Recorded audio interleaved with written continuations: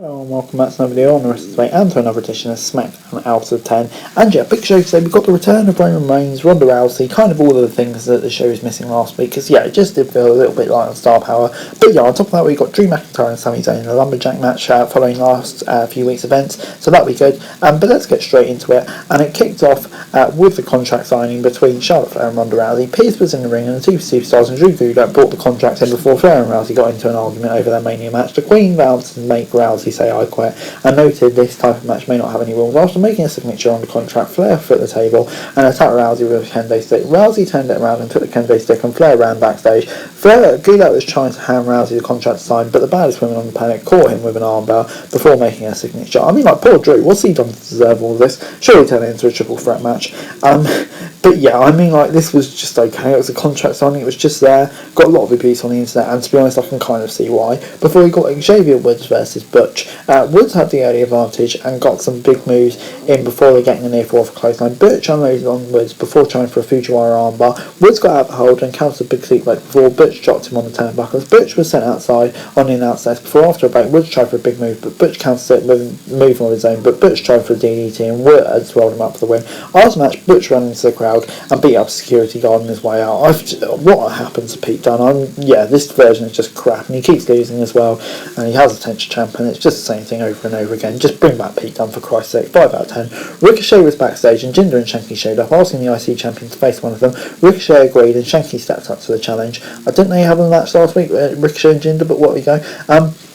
Gunther was then in action. Teddy Goose was being knocked around and took a big boot, and Gunther hit a suplex to take his opponent down. Goods was then taking a beating and Gunther locked in a headlock before getting a powerbomb for the quick win. Yeah, I'm still enjoying the good stuff still, which is more than the expectation I have for him on the main roster, and hopefully they keep it up. 6 out of 10. RK Bro was backstage and Riddle told Drew McIntyre that they were going to be lumberjacks for McIntyre's match with Sami Zayn before we got Riddle versus Jey Uso. Jey Uso was in control early on before Riddle came back. He, with a kick and suplex, threw things out. He countered a big move and sent Uso outside. The latter countered his dive and dropped him on the apron and then the announce desk. After a big boot on SmackDown, Riddle got a big boot, which seems odd to say as he's barefoot. He then hit the floating blow and got a near fall before Jimmy Uso tried to interfere, but Randy Orton dropped him in the announce desk. In the ring, Jey got a neck breaker after countering the RKO. Riddle then recovered and hit the running knee before taking a super kick. Jey Uso went to the top rope, but Riddle get his knees up for a splash before getting the pin. Yeah, it gets a 7 out of 10 from me. Decent match. It's kind of just a repeat of what we saw last week, but this time with Jey.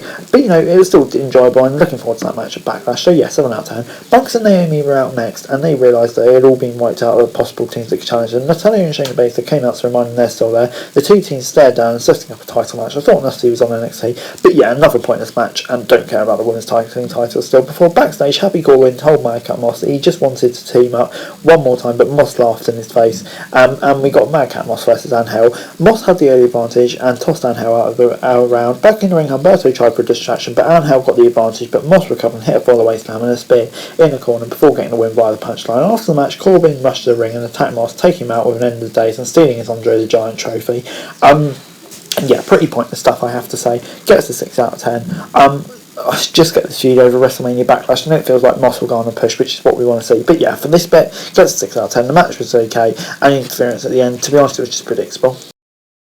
News about to knock on Roman Reigns' locker room door, but hesitated before he headed for a break. Back on SmackDown, Reigns and his cousins were still blunt about the loss as Zayn walked into the locker room. He said that Drew McIntyre and RK Bro were teaming up and tried to get the Usos to help him out of the match tonight. After Sami Zayn left, Roman Reigns told the Usos to take his name out of his mouth and anyone that spoke ill of him.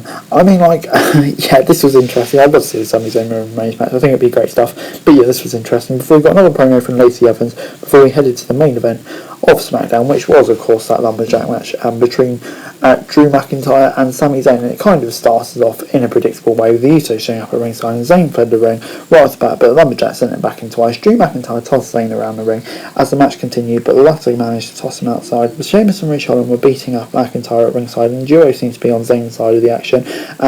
Back after a break, McIntyre was still taking a beating from Holland and Sheamus before returning to the ring. McIntyre tossed Zayn across the ring with belly-to-belly suplexes before a brawl broke out between the Lumberjacks and Sami Zayn tried to run once more.